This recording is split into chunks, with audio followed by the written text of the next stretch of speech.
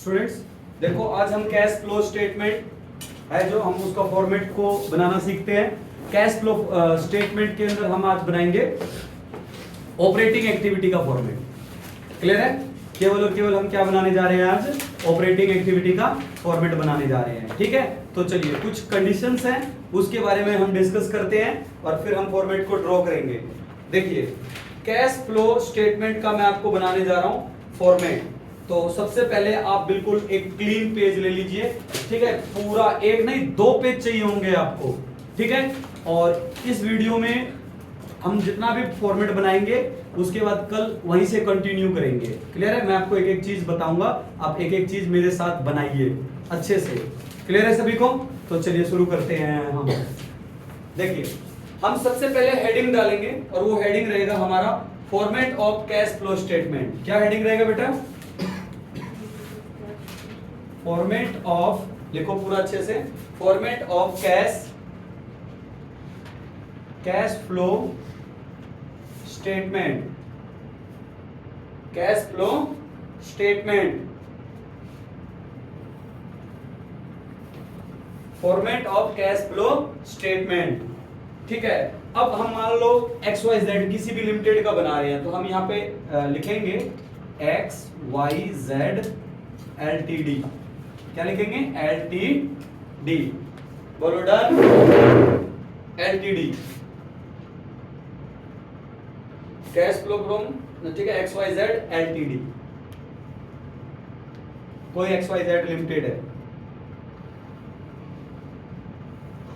ठीक है,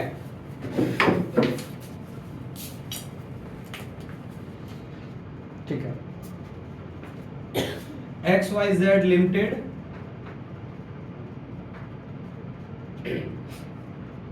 फिर उसके नीचे हम XYZ लिमिटेड के नीचे लिखते हैं cash flow statement for the year ended. लिखो, इसके नीचे क्या आएगा? Cash flow statement, cash flow statement for the year ended, for the year ended. बोलो क्लियर है क्या? Cash flow statement for the year ended. किसी को कोई कंफ्यूजन? किसी को कोई कंफ्यूजन नहीं है? डन। और हम मेथड कौन सा यूज कर रहे हैं? Indirect method. कौन सा मेथड यूज कर रहे हैं बच्चों? Indirect method. लिखो इनडायरेक्ट मेथड।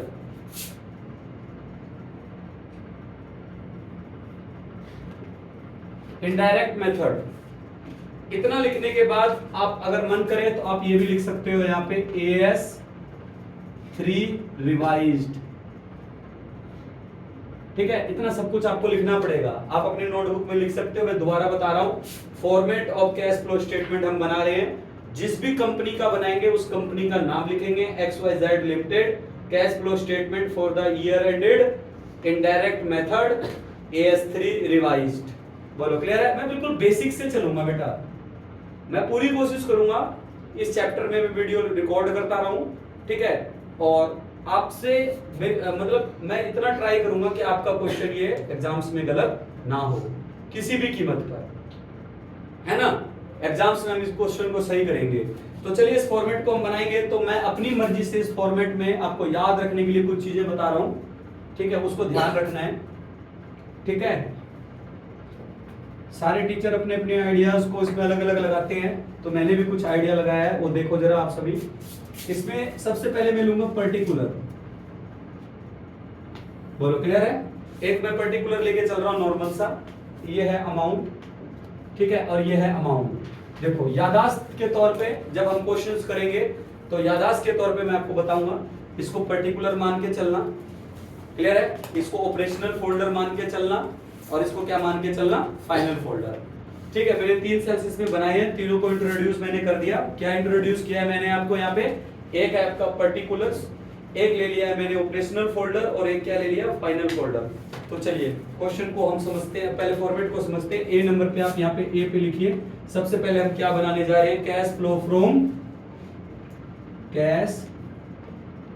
फ्रॉम ठीक है, operating activity, cash flow from operating देखो cash flow from operating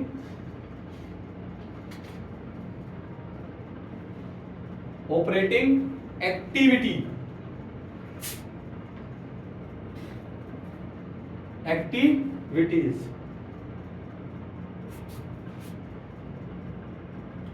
cash flow from operating activities लिख लिया सभी ने। चलिए अब इसके बाद सबसे पहले cash flow from operating activities, इसकी शुरुआत कहां से होती है? तो लिखिए इसकी शुरुआत होएगी net profit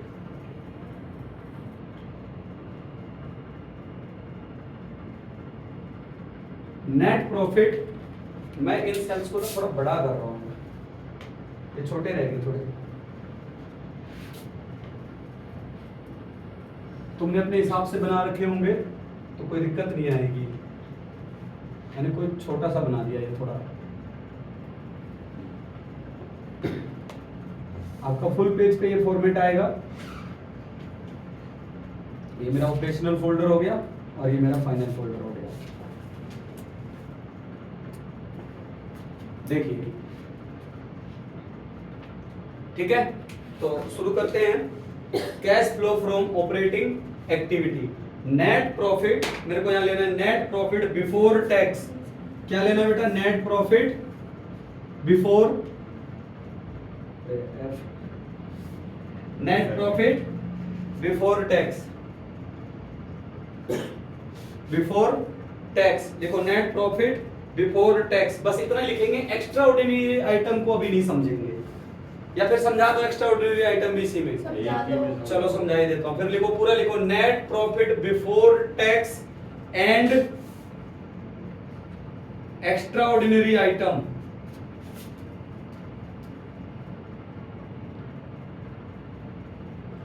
extra ordinary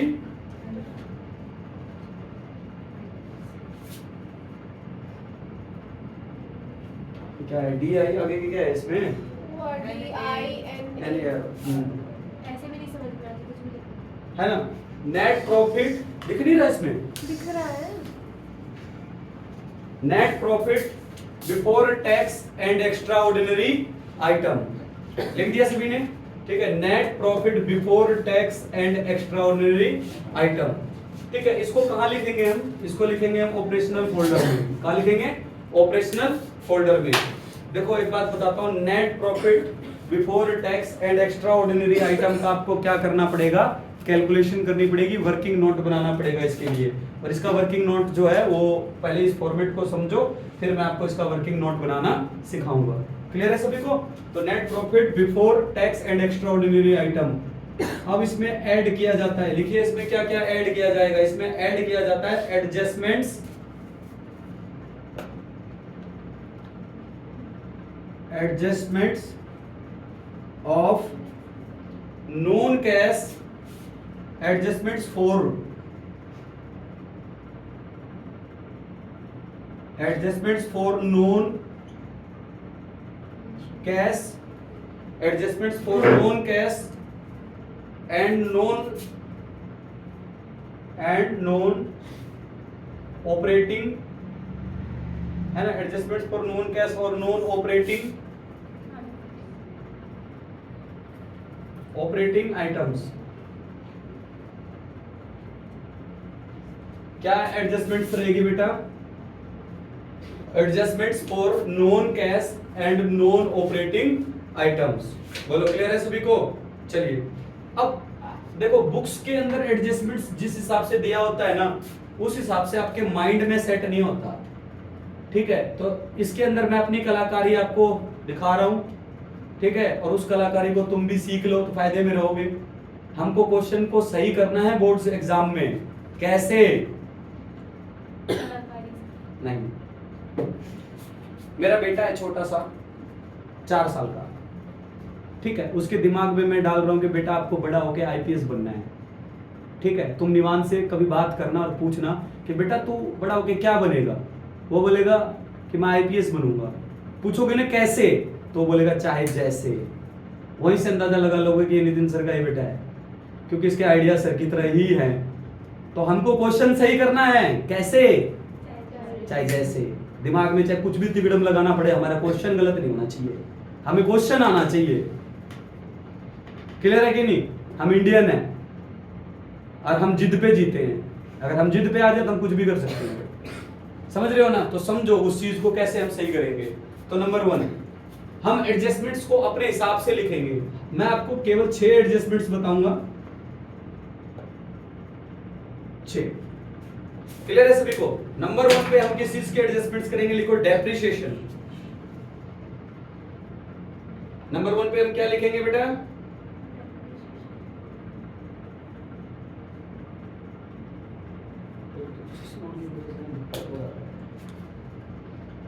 depreciation.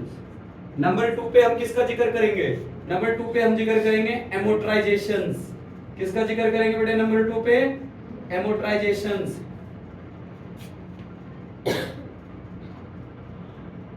एमोर्टाइजेशंस क्या होता है? एमोर्टाइजेशंस इंटेंजिबल एसेट्स का डिक्रीज होना। इंटेंजिबल एसेट्स का डिक्रीज होना। डेप्रिसिएशन को भी हम ये लिखेंगे। डेप्रिसिएशन टेंजिबल एसेट्स के लिए रहेगा, एमोर्टाइजेशन इंटेंजिबल एसेट्स के लिए रहेगा। पहले नंबर पे डेप्रिसिएशन लिखेंगे, दूसरे नंबर पे एमोर्टाइजेशन। डेप्रिसिएशन कब होता है? जब कोई भी टेंजिबल एसेट्स की वैल्यू डाउन होती है, और जब किसी भी इंटेंजिबल एसेट्स की वैल्यू डाउन होती है तो उसको हम क्या बोलते हैं? Amortisation. Depreciation, amortisation. Third number पे मैंने क्या बताया था आपको? लॉस ऑन, लिखो, loss on sales of fix assets.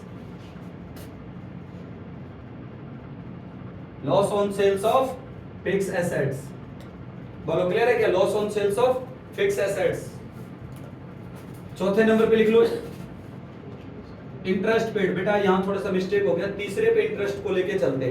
3 चीजें आपके बिल्कुल ध्यान में रहेगी, डेप्रिसिएशन, एमोर्टाइजेशंस, इंटरेस्ट पेड, और चौथे पे क्या लेके चलते हैं? Loss on sales of fix assets. तो कोई बात नहीं, आगे पीछे चलने दो, चलेगा। इंटरेस्ट पेड लिखो। क्या है चौथे पे बेटा?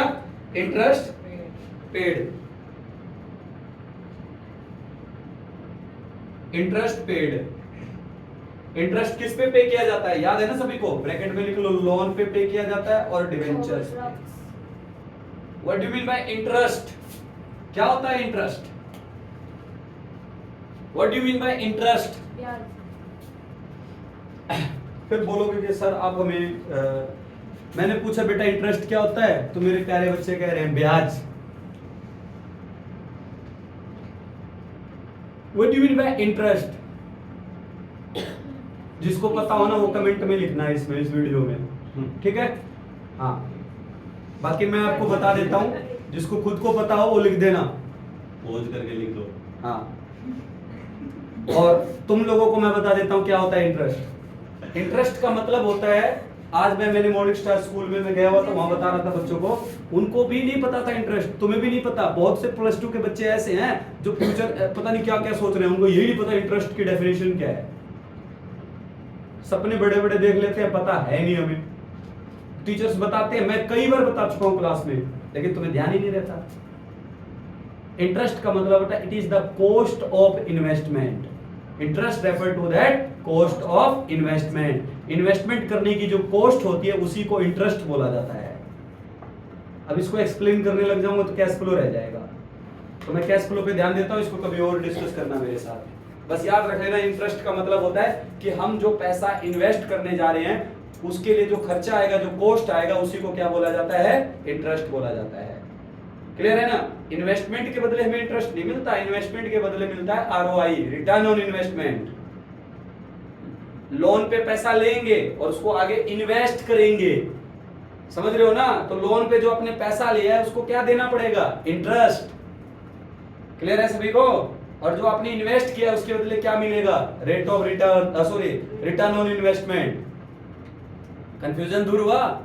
हाँ, तो इंटरेस्ट हम किसको पे करते हैं? जिससे हमने लोन लिया है। लोन क्यों लिया है? आगे पैसा इन्वेस्ट करने के लिए। तो इन्वेस्टमेंट का जो खर्चा आ रहा है उसी को क्या बोल रहे हैं? इंटरेस्ट। चलिए आगे, इंटरेस्ट पेड के बाद 5th नंबर पे लिखिए। अब सभी कितने हो गए? Depreciation, amortisation, loss on sales of fix assets, interest paid. 5th पे क्या बताया था मैंने? याद करो, लिखिए increase in provision for doubtful debts.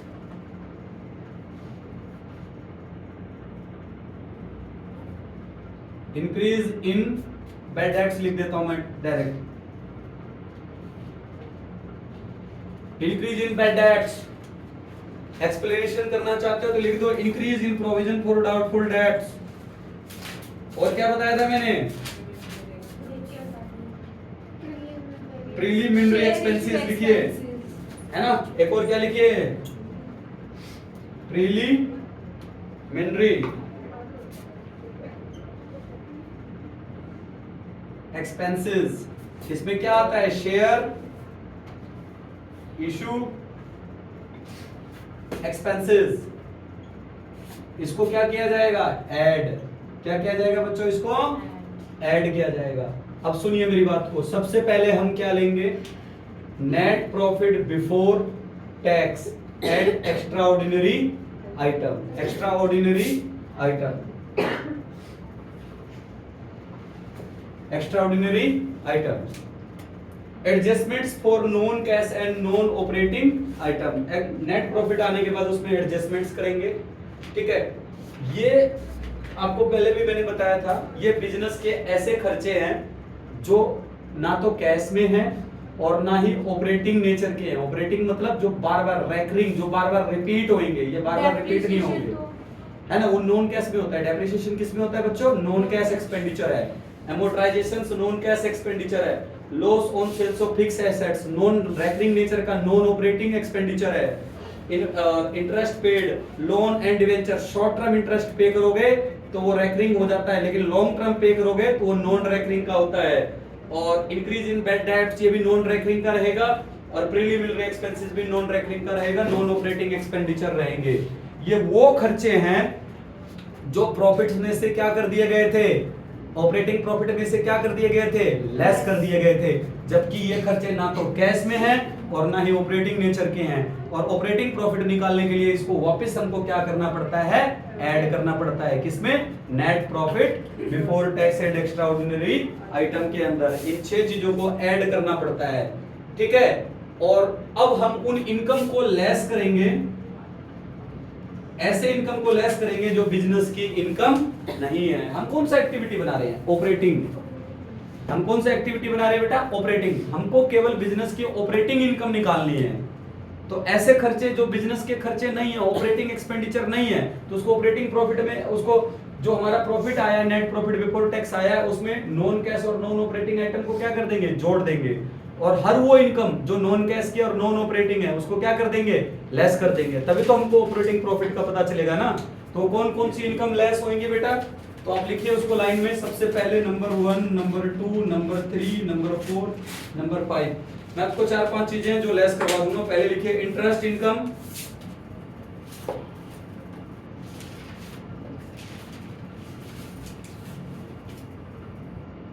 Interest income.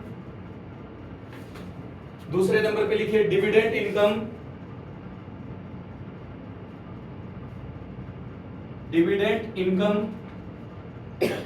Number 3 पे लिखिए रेंटल इनकम,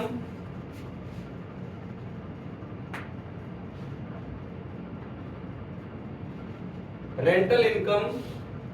और लिखिए gain,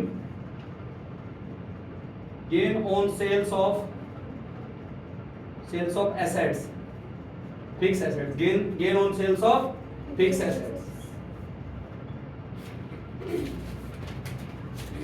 gain on sales of fix assets. बोलिए क्लियर है क्या सभी को, gain on sales of fix assets, clear है। और लास्ट में क्या रहेगा बेटा, decrease in provision for doubtful debts. 5वां क्या लिख देना, decrease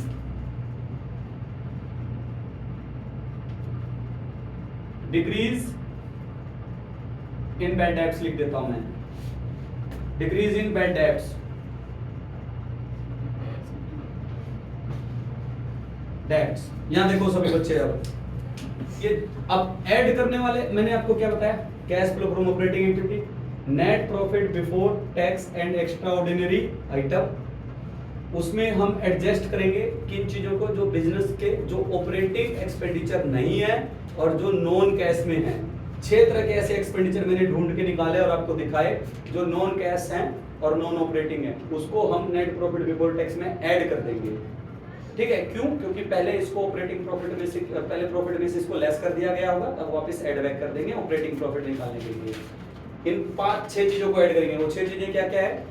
depreciation, amortizations, interest paid, loss on sales of fix assets, increase in bad debts और preliminary expenses.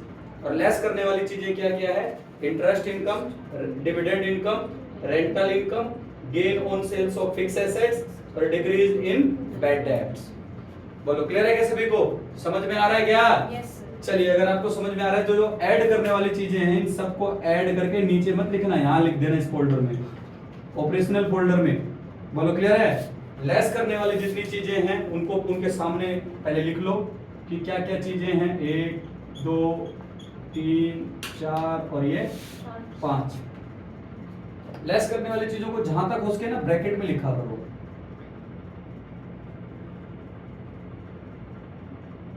Bracket denote negative item. Clear है क्या?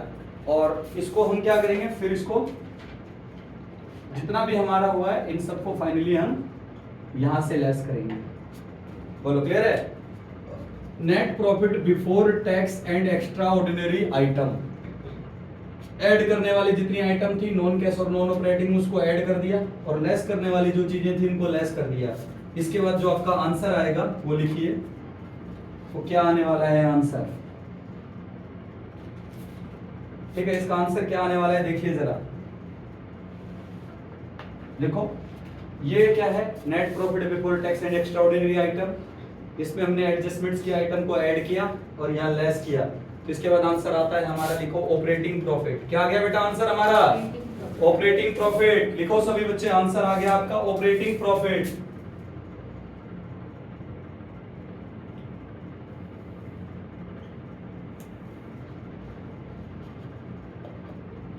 Operating profit before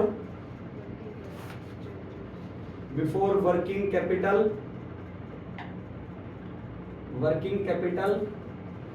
changes. क्या answer आएगा? Operating profit before working capital changes. यहां answer आ गया। बोलो clear है क्या सभी को? समझ में आ गया? इसके आगे जो है बेटा वो भी और अभी बहुत बड़ा फॉर्मेट है ये। फिलहाल जो आपको दम लगाना है ना, जो आपको दिमाग से जो काम करना है वो मेनली तो यही काम किया जाएगा। सबसे पहले इसका वर्किंग नोट बनेगा, net profit before tax and extraordinary item का इसका वर्किंग नोट मैं आपको बनाना सिखाऊंगा अगले वीडियो में, ठीक है।